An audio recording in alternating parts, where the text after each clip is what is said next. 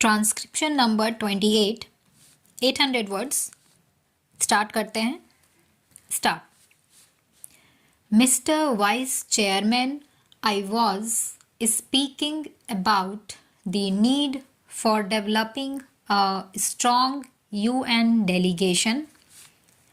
I wish that the Honorable Prime Minister would give his attention to this aspect of the matter, particularly in view of the fact that in the next decade or two, politics all over the world would take on a complex character, and it is necessary that men are trained from now on for taking part in international affairs in the UK and the United States.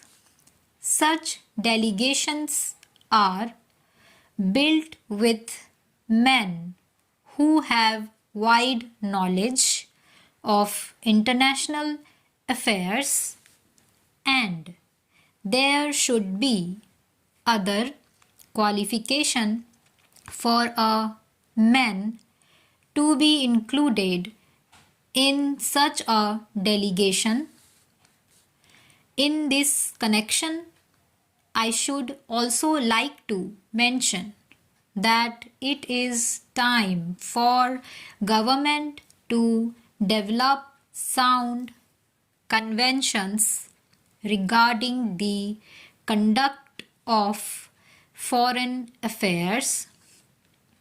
In the United States, they have accepted the principle of bipartisan consultation on important affairs of policy.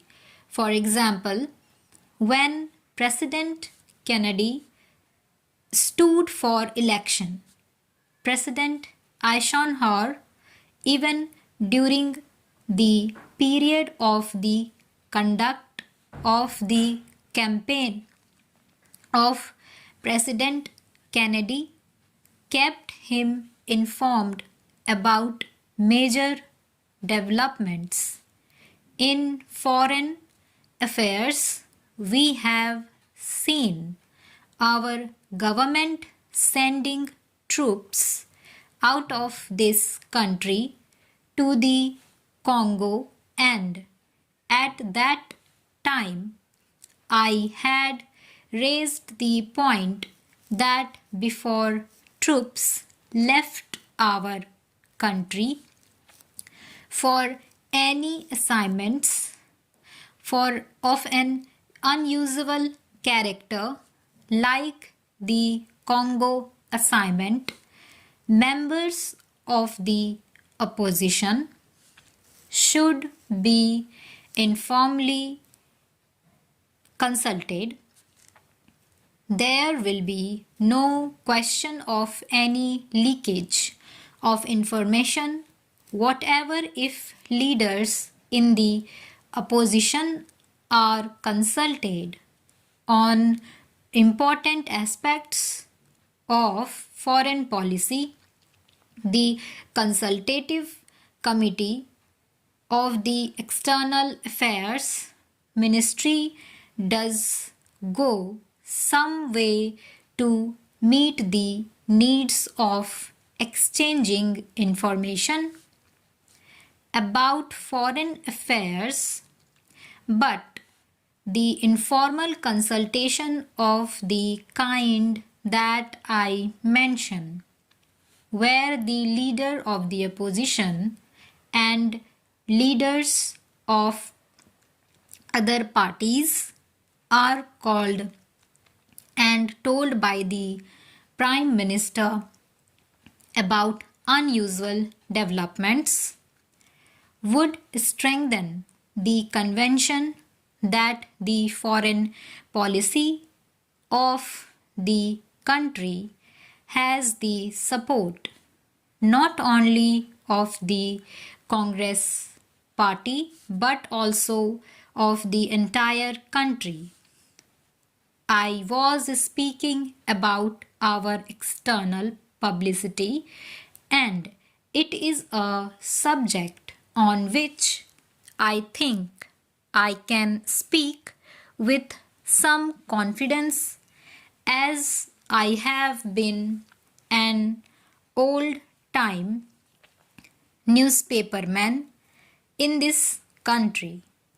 The material which is sent out to foreign countries is extremely scrappy and useless.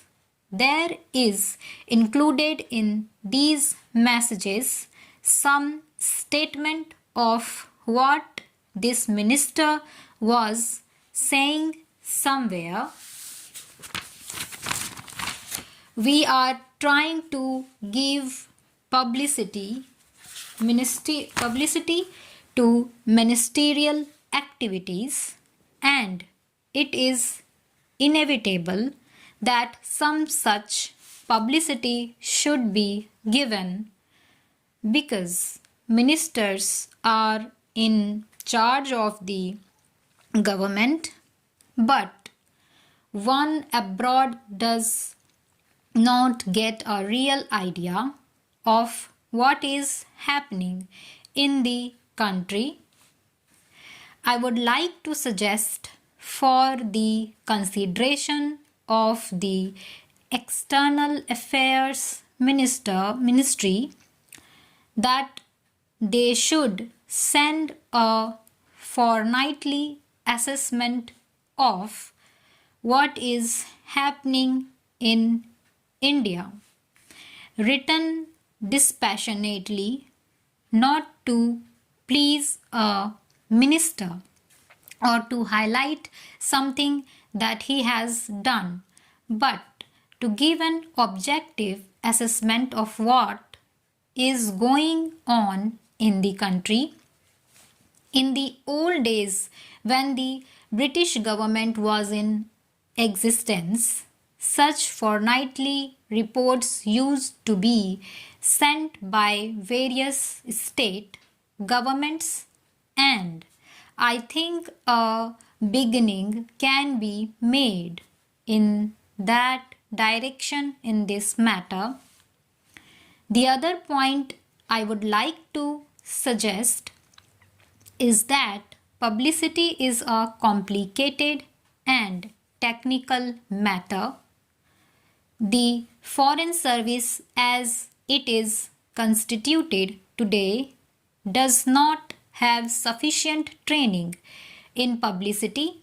The Estimates Committee, which went into the demands of the External Affairs Ministry, mentioned about the methods of training which have been adopted, but since our foreign service men are not trained in publicity works, and one sees, for example, that a lot of confusion has arisen in the United States over Ambassador Nehru's statement, I think the External Affairs Ministry might well set up a committee of members of parliament who are conversant with external publicity and some newspapermen to advise the External Affairs Ministry from time to time. I do not think that the committee will ask for information which is confidential or secret, but they can assist the newspapermen. There are a handful of competent men who would be willing to serve on the committee in an advisory capacity. They would be able to tell the external affairs ministry what should be done in order that our news publicity abroad is better. I might mention also that the Estimates Committee had recommended the creation of a cultural cell.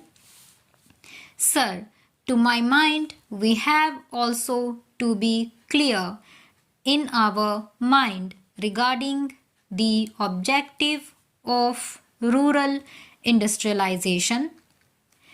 Do we mean to have only diversification of rural economy, and are we going to have rural industrialization only in order to give some help to those who find themselves unemployed during a certain period of the year?